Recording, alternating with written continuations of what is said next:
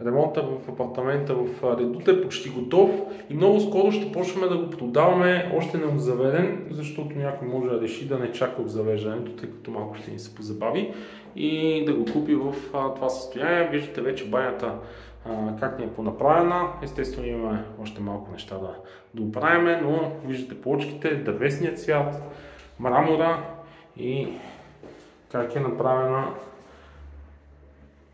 тук мястото за душкабината, където ще има и фикс стъкло.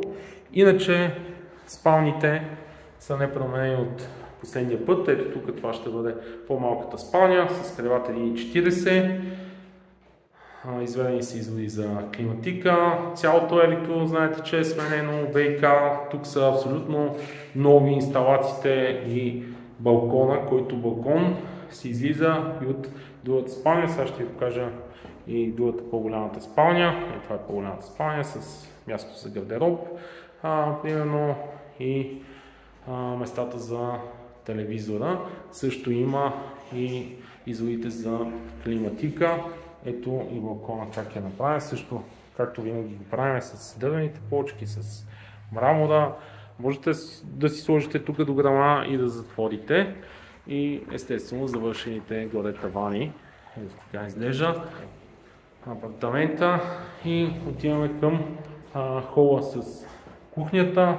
Като кухнята и на предишните видеа съм ви казал, ето това е линейна кухня, където ще има хладилник. След това има бутилера, след това имаме мивка, съдомиална, печка с абсорбатор, шкаф, отгоре голни шкафове.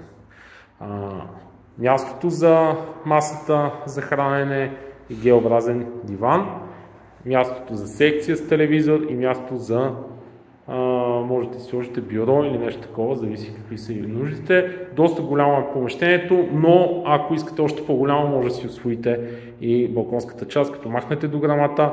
Ако искате дори това може да го бутнете. Единственото, което трябва да направите допълнение е да сложите тук дограма.